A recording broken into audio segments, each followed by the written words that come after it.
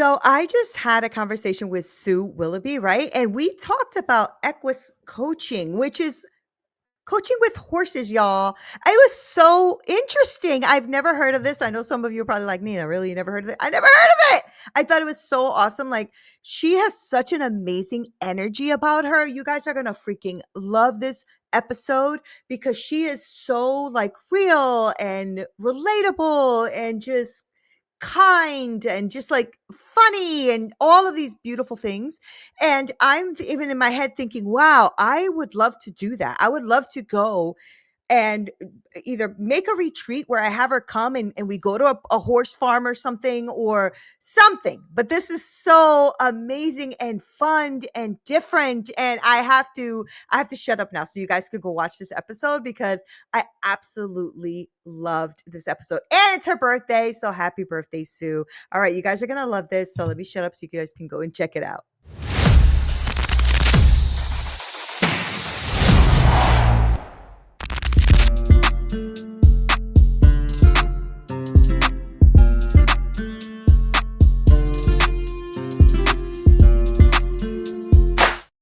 What up, y'all? This is Neena Perez, and this is Straight Talk, No Sugar Added. And I love you guys so much. Thank you guys for always hanging out and being the amazing humans that you are.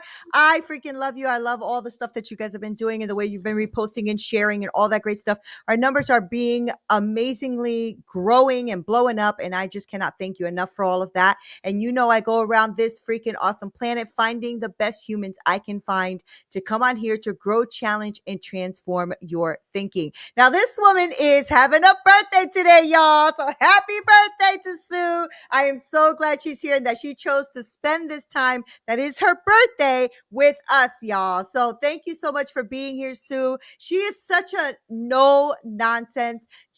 I already fell in love with her. Like, we spoke for like 2 seconds. I had to pull off the road to just like talk to her. She's so fun. She's the no nonsense founder of Willoughby Coaching. Now, she helps women over 40 cut through their BS and reclaim their lives through Equus Coaching. I'm trying to figure it out, y'all. You know, I'm Latina. Sometimes the words just don't come out.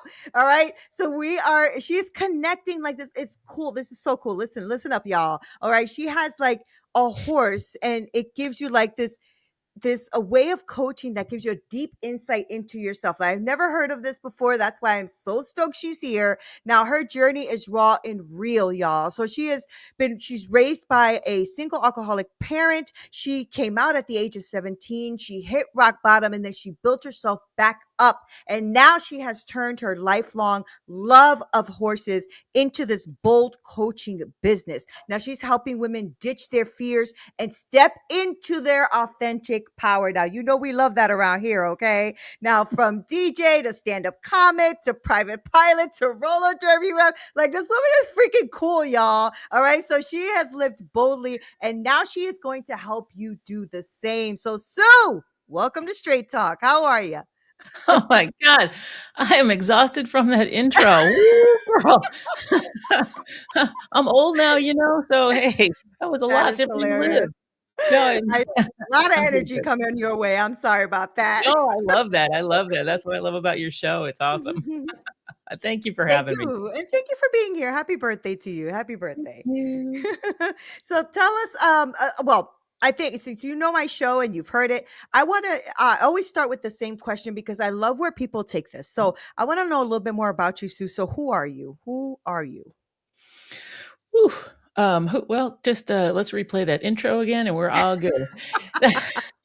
I am someone who has, like you said, gone through a lot of stuff, been down a number of times and been able to get my, can I say this on the air? Shit Yeah, anything you together. want. Yes. Okay. Been able to, slowly get my shit together and repackage it and not push it down and face some difficult things and come out the other side so that I can help others kind of realize that, it is not the end of the road. You can reinvent yourself. And the other thing is I just enjoy my life and I enjoy I love that. bringing my energy, like just like you do, to other people and to the world.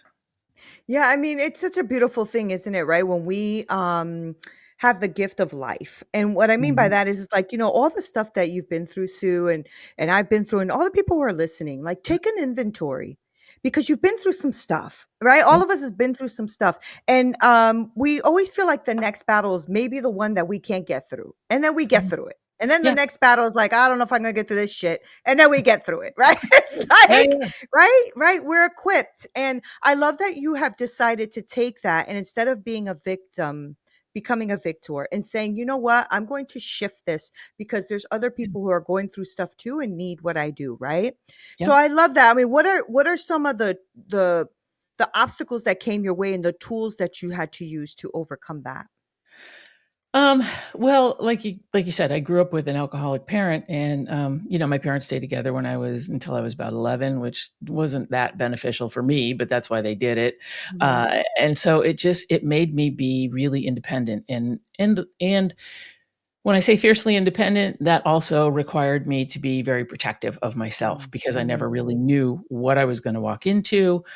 Didn't have a lot of trust in, people, places, things, because it Yeah. was scary, scary stuff out there. Now I'm not saying that I mean, I had a really pretty good childhood, all things considered. But internally, there was some, stuff that just made me not, uh, hide, I guess, and pack things away, so that Mhm. Mhm. move forward. And at the time, growing up, you just do what you need to do at that moment, right? So kind of like the horses. I try to just be in the moment, but when you don't know what to expect in that moment, it gets scary Mm. sometimes. Mhm. Mhm. So I just would go be in survival mode a lot of times.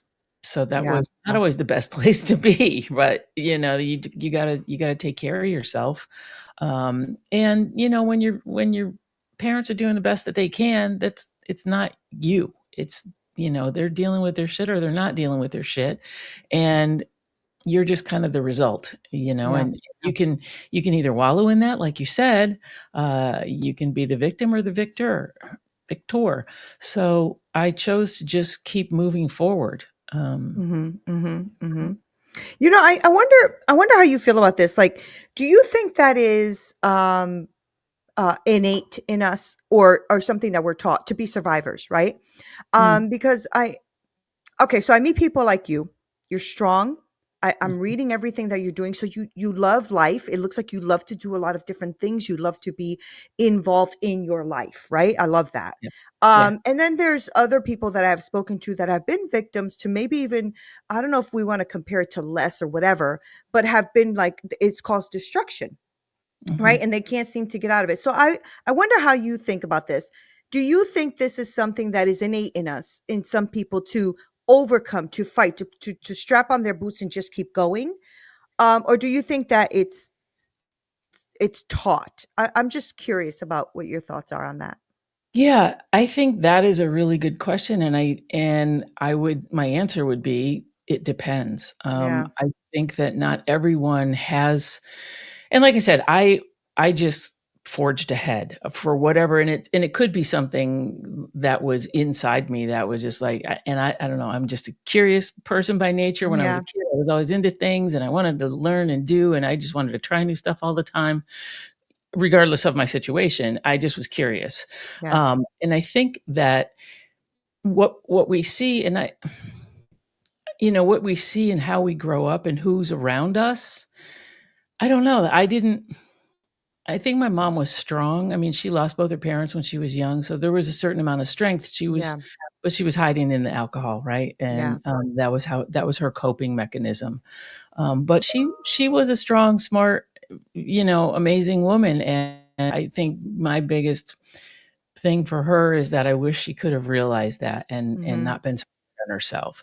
So I Yeah. think, even when I was little, I knew that. And so to your question, I don't know. I think it might be innate. It might just be my personality. It might be Yeah. how who I am and how I grew up.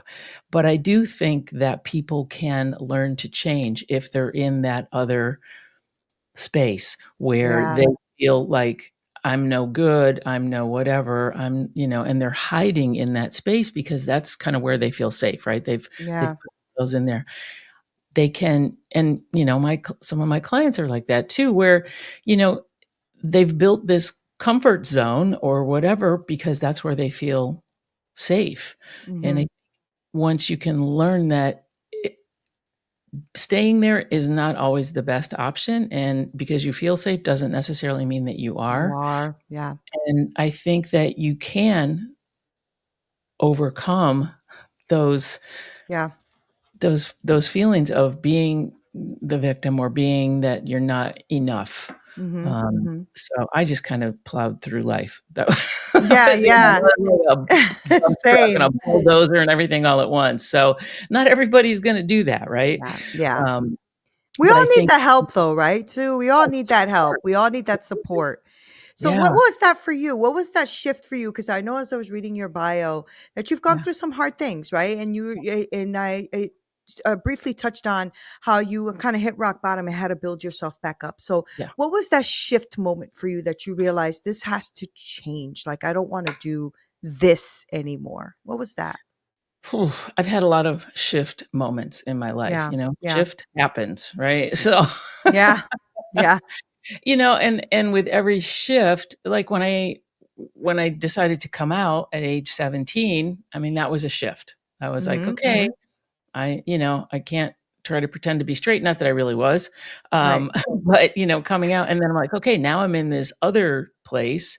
I have to figure out how to belong here and how Yeah. to navigate this scenario." And then, I did really hit rock bottom. I did try to take my life when I was 19, and, Mm, mm. I would love to say that that was a huge pivotal moment for me, but it wasn't necessarily. I mean, Right. I was still, swimming in my own goo, which was not great. I was like, "Okay, well, I'm still here. I'm" like I said, I didn't have the emotional intelligence back then to understand really what was going on, only that, Right. okay, this I can't be this depressed and this miserable. But at the time, I didn't go to therapy or anything. I just kinda kept moving forward Mhm, and, mhm. and I would to be honest with you, I mean, I was a little self-destructive. Well, obviously, but I mean, beyond that, just, not really caring, like, "Well, I don't give a fuck. Whatever happens, happens," right? Happens. Yeah. Yeah, and so I just kinda had that attitude, and, you know, as your friend group changes or when you're doing things that require more of your involvement and, people around you are doing things that lift you up, you start to realize, "Oh, I don't have to stay in this place anymore." Mm, Um, I met someone and had the opportunity to move across country with them, and that was probably the most pivotal moment in my life. And I moved out to the West Coast. I went back to school. I started a new career, and I was around people who were challenging me by their purely by their being and where they were in life, I love So that.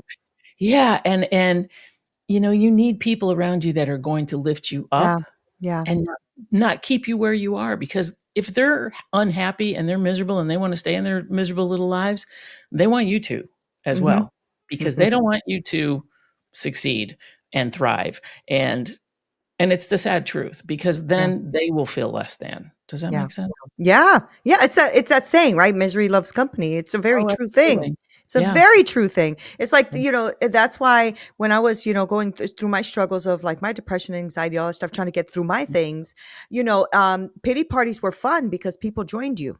You know Yeah. what I'm saying? That's why it's called a pity party because people wanna be in that party with you, Yeah. right? Because Totally. it's so fun. So tell me, because I love the angle of what you're doing now, right? The way Mhm. you are helping women over 40 and you're using, a horse or horses to help them with that and navigate that. But that's Yeah. very interesting, right? Like I've never heard of that. I think it's phenomenal. I actually the horse happens to be my favorite animal. I just think it's the most Oh, yay. beautiful, majestic, strongest, unbelievable animal. It's just so beautiful. I don't Yeah. own any, never have, but I just every time I look at them, I pause. I just can't. It's so beautiful. So just tell me about that journey for you because now you're coaching women, right? So what is that? Like, why use the horses? What did that mean to you? What are you helping women with? I just want to know about that more. Yeah, that's great, and you are down in Texas, so you got a lot of horses Yeah. down there. You're Yeah. gonna go I get snuggle a to horse, see them right? a lot. Yeah, it's so beautiful. Right. So the horses have always been a thread in my life. I grew up taking riding lessons. I would go to the barn. It was like my sanctuary. My mom, I'd make her drive me in 3 feet of snow in upstate New Mhm. York, and I would just spend the day there. And so they've always been a thread, and I didn't realize how therapeutic they were. Like I said, I Mm, loved being at the barn because it was a place that I felt safe and comfortable and just happy, right? It just made yeah. me feel happy. And then as I got older, I worked at a summer camp for uh, adults and younger people with special needs, and that was really fun.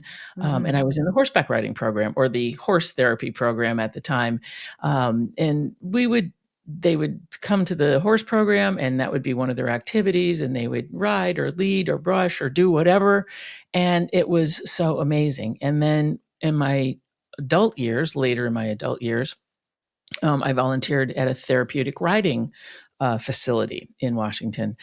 And so, I mean, all of these things and horses have been in my life at particular times where I didn't realize that they were helping me with so much stuff, right? Mm, And then I found a program that I was curious about. I was like, I want to get into therapeutic horsemanship somehow or whatever, but I didn't want to do the riding thing. I do ride, but I didn't want that to be my program. And I found a Equus Coaching institution, and I'm like, that's it. That is the wow. thing. Didn't even know this Um, existed, Sue. I didn't right? even know. This is so cool. I love spreading knowledge about this because it is so incredibly helpful Unique. and unique and amazing. I mean, the experiences that people have when they're in the presence of these majestic animals Mhm. is just incredible. It really is. So So that's kind cool. of the path that I took, and I got certified as a certified Equus coach, and then also as a master facilitator, so I can run group events. So whether corporate events or I do themed retreats, which is really fun. And then it can be a group activity or a group thing for multiple days, usually 2 to 3 days. And it's so immersive, and the Mm, people are connecting with each other and with the horses, and you're out in nature. I mean, nature, yeah. all of those things just bring you right to your core. And that Yeah. is the essence of it. Yeah. It brings you back into your body and into your core because all of those things that we talk about, the trauma, the struggles, the everything that we've been through is stored in our bodies. Mhm, mhm, Surprise, it's in mhm. there and it comes up. It manifests itself and it comes up. It can come out in tears, it can come out in anger, it can come out in a lot of ways, but it's like a pressure cooker, right? You can't keep that inside all that time Yeah. without some sort of eruption, right? So, can you walk me through a little bit about what your program does, or what it? I know you said about the retreats, a couple of days. You could do Mhm, groups, mhm, but I also know that you also like helping women, right? You like helping these women like transcend all of that, mhm, the stuff they're going through. So, talk me through that. Like, so I have a lot of people who listen to this show, mhm. and a lot of women. And so I want to know, like, if someone, calls you and Sue, they've never done this before, don't never heard of this, but want to try. What does that look like? What is it that you're doing with them? How do you get? Tell me about your program. I think is the question I'm asking. Okay, like, for example, what would a session look like? Yeah, exactly. Yeah. Okay, Mhm. yeah, perfect. So if I'm doing a one-on-one session, a live session, now I also coach online. I use a lot of the intuitive horse wisdom to coach online and do group coaching online as well. And sometimes those culminate in a retreat. Okay, so Mhm. what would a I love that. session with somebody look like? They would come to the barn, wherever that is. If I'm not going to them, but I mean, if I'm in an area where maybe they're coming to me, whether it be where I am now, they would come to me and we would talk about, and we probably would have had a conversation before they even get there because I like to know a little bit about what's going on with Yeah. them. And then they would meet the horse, and depending on their level of comfort, because not everyone feels comfortable with the horses. They're big, they're 1,200 pounds, and people are scared of them, to be honest with you. And they, you have to be respectful of their space, but they're prey animals, and people don't realize that. So to them, we are predators, right? Our eyes are in the front of our face, and we're like, Right. we're predators to them. So once people understand that, then I will take them through a series of exercises. We'll do a little safety demo. I'll show them how to interact with the horse. And then they have the opportunity. I have them set an intention based on what they want to work on and what they want to take away from the session. And then they will go into a round pen, which is a round kind of fenced in area or a small enclosed arena, and the horse will be at liberty. And by that, I mean the horse is free to move about. There's no halter or lead rope on it. It is just free to roam around and be a horse. And then the person will go in, and I usually ask people to ground themselves just because I want them to be present in what's going on. Yeah. And then I'll ask them to interact with the horse in whatever way they choose. They can make the horse move around the arena in the ways that I've shown them. They can approach the horse and see if they can make a connection that way. Whatever activity they choose, and it's all on the ground. There's no riding, so you don't need any riding experience.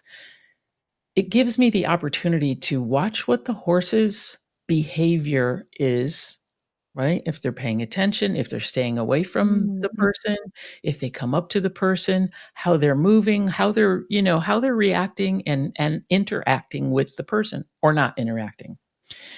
And that gives me the opportunity to then ask very pointed questions and very specific questions about what I'm observing.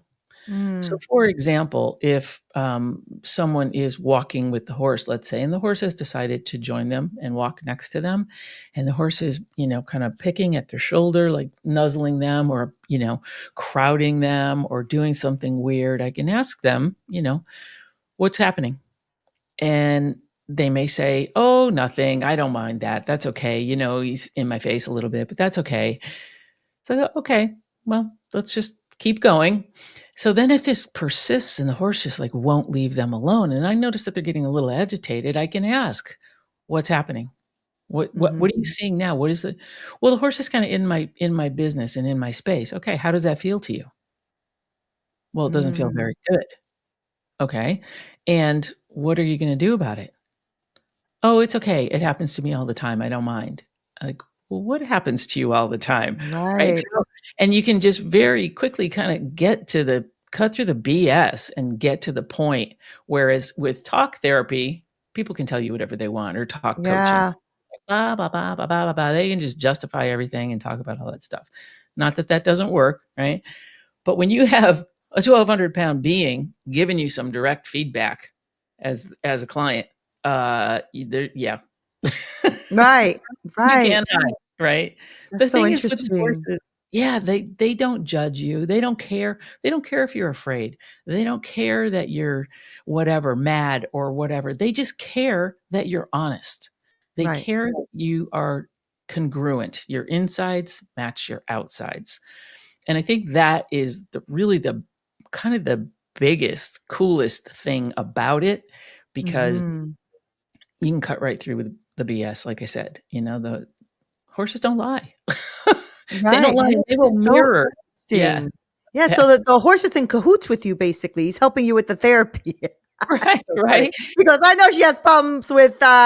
So Boundaries. I'm gonna be all up in her space. That is so Right. interesting. Yeah. So I'm gonna push so it they further down. naturally have that. Is that what it is? Is that these majestic, amazing beings, they have that instinct? Is that what Mhm. you're seeing when you okay, okay, that's Yeah. so interesting. Well, part of it is being a prey animal, right? They have to be aware, even domesticated horses, right? It's in them, right? It's in their blood that Mhm. they are constantly concerned about being attacked or being, killed or stalked or whatever. So they are aware. They are in the moment. They have to Oh, be, right? wow. Because they're like, "What is that? What is that? What is that? What is that?" They're Mhm. also herd animals. So when they're in their herd environment, they are looking to one of the herd members for leadership. And when you're in the space with a horse, you are their herd, right? It's the 2 of you. Okay. You're the herd, and they're looking to you for some sort of leadership, and can I trust this person to lead me? Because if I can't, I'm gonna be the leader, and then Mm. that may not be the best option for you, right?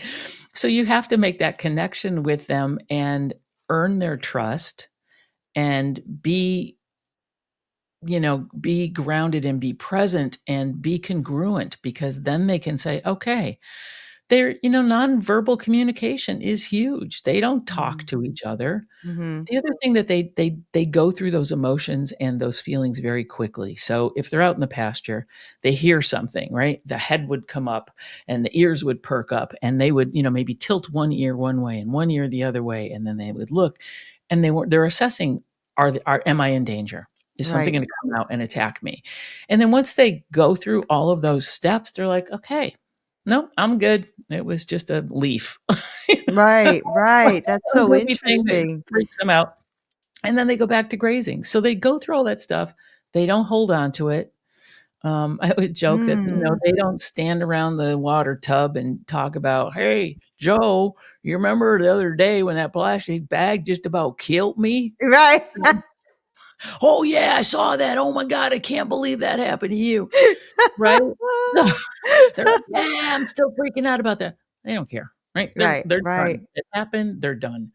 Now, Yeah, of course, if they've yeah, been abused and they have, trauma, then, yes, sometimes they'll just shut down, they'll go into that freeze mode, yeah. but for the most part, somebody, you try and go over and eat somebody's hay and they nail you, they kick you, they bite you, they whatever, you're like, "Okay, got it, got that message, I will not be taking your dinner." So, Right, right. Is to the this point, something move that on. do you have to train them to be around so many different people? No? No, Okay. Because I was gonna say, like, you know how we have, like, therapy dogs, right? You have to right. train the dog to be a therapy dog. I was just wondering if you had to do that kind of work with a horse. No, you just let them be a horse. Now, obviously, I'm not gonna put somebody in an arena with a wild Of course, yeah. stallion that, where they could get hurt, but no, you don't have to. You just let them be a horse, and that's what they do anyway. If they wanna roll in the arena in the middle of a session, they're gonna roll. If they wanna take a poop, they're gonna take a poop. They're just Right, being themselves, so right. you just and the thing is that's really fun is that you can use the same horse for 2 or 3 sessions, and they will give each individual person exactly what they need. That's just so interesting. That is just just my brain is just going because 'cause I'm like, "That is so interesting to me." Alright, so now, when these horses are like, are interacting with these people, do you have like a testimony or a story of something that's happened that was super powerful that you saw happening between the horse and the therapy that you were doing? Yeah, I'm trying to think. Well, the boundary one was really a really Yeah. good one. That was really good. Um, it's funny because a lot of times people will come in with these kind of big, lofty things, and like it, whatever is they're gonna get to, it ends up being something completely different. But I had a client Mm, one time that said, I don't know how to have fun anymore. I don't know how to bring joy into my life. Like, mm, okay, well, we'll see what we can do. So, they went in, and when initially they were very stiff in, leading the horse around. They actually wanted to lead the horse and not have the horse free. Okay, that's fine. So they were leading the horse on lead rope and just like stiffly marching around. And I said, "Are you having fun yet?" And and it was just funny because I was like, "Well, that doesn't look like a lot of fun to me."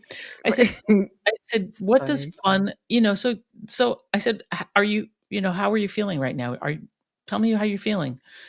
"Nervous." "Okay, great. Let's work with that." Right? So we work with the nervous part.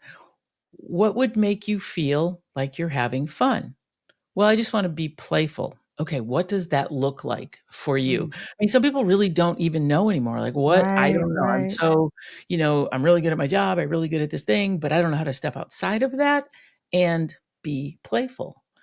So by the end of the session, the halter and the lead rope was off, and the horse was running around the arena, and the person was skipping and laughing and not caring what anybody would think. There's obviously nobody there, but it's like dance like nobody's looking, right? Like and just having a blast and laughing. And I said, "What are you feeling right now?" And I said, "Joy and fun." Oh, That's so good.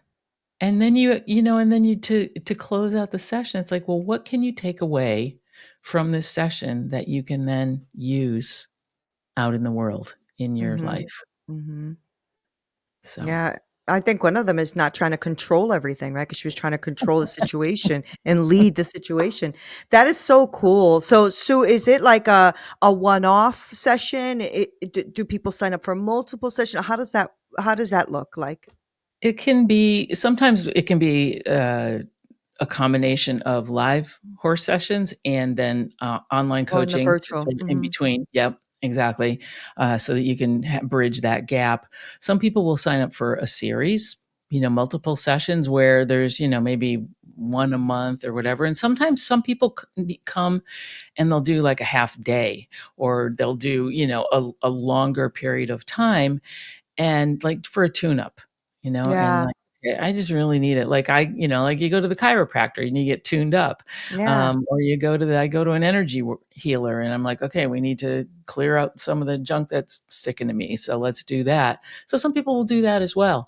It really depends on what the ultimate goal is. And a lot of times, like I said, they may come in with this big goal and realize, oh, okay, we've got to peel back some layers and work Mm-mm. on the core. But the beauty of it is that the horses get to the point very quickly, so people can have a pretty good aha moment, and like in one session or two sessions. It's But so usually good. people will sign up for more than one. Yeah. I love that so much. I love what you're doing. I love it all. Like I could talk to you forever, ever. I think it's so good. It's so good. I never had this conversation before. I never heard of this. I never had this conversation. I mean, I've heard of course, therapy, dogs, and things like that, but I never heard of that. And I know I've heard about like donkeys too, like therapy with Mhm, donkeys, and especially mhm. with people with different abilities, right? So it's pretty Donkeys amazing. are a different breed for sure. Oh, I for sure, right? For sure. I just always loved horses. I don't know what it is since I was a little girl. I was just always staring It's at their them. They're just so magic. beautiful. It's Yeah, their magic. absolutely Yeah. beautiful. Yeah. My So big Sue, horse named Moose is just very sweet, and I just like to go over yeah, and sniff him sometimes. I bet is he the only one you have right now? The moose? Yes, Is yeah, he yeah. the I other? use Yeah, other people's horses, and I use rescue yeah. horses for That's yeah, so other good. That's so good. So before I let you go, because like I said, I could talk to you forever, and we already I'm already keeping you longer than I promised. Oh, I okay. I want to have you give us how people can contact you and do this because Yeah, this is magical. I mean, even I'm like, oh, let's see, how are we going to you're make gonna have this to come to a happen? retreat. Yeah, you gotta come to a retreat. Maybe Yeah, we can do one in Texas for you and all of your folks. That'd be super oh my fun. god, it's so fun. I mean, I just love the whole idea of it. So, Yeah. tell us how people can contact you and really start working with you on, like you said, you can do this virtually as well, right? Mhm. So, give Yeah. us that information so people can contact you. Sure. On Instagram, I'm at Sue_Willoughby, my last name, Willoughby. And my website, willoughbycoaching.com are the two best ways to get in touch with me. That's amazing. Do you give them like, could somebody just call and kind of get information? Is there like a free session they can call you for, or? Yeah, I do discovery calls, Okay, for sure. And great. there's a lot of information on my website, but yeah, I do discovery calls because the other thing is too, I may not be the coach for everyone. Yeah. So, I want to make sure that we're a good fit for each other. Yeah, I think you're the best coach for everyone. Don't worry about it. Listen, you Aw. got this. You're Uh, amazing. Your energy, all of it is just all good. Maybe it's being around all those horses. I don't know, but it's just so yeah. good. Sue, thank you for being here on Straight Talk and teaching us something new and something amazing. And I love what you're bringing out into the world. So thank you so much for being transparent in the beginning and open to talk about your life and all that. I appreciate you. Thank you. My pleasure. Thanks for So having cool. me. So cool. Guys, I'm going to list all of our information below because, like you, I am super interested. So I want to make sure you guys have all that information because it just sounds so beautiful and magical and real. And you can connect instead of like, watching your phone all the time or, watching TV or doing all the social media stuff. Why don't you disconnect from all of that stuff and then go spend time in like nature and with a beautiful, majestic animal like a horse? I just think they're amazing. And I want you guys to really think about, how this can really strategically teach you something that you didn't know about yourself. So I want to make sure to list all that information because I don't want you to miss a thing. I thank you guys so much for like, sharing, subscribing, all that great stuff that you do. Because of you, we are ranking at like top 1.5% podcast to listen to. And it's because of you guys. You guys are absolutely amazing. So happy birthday to you again, Sue. I really appreciate you spending this time. All right, guys. Love you so much. Until next time.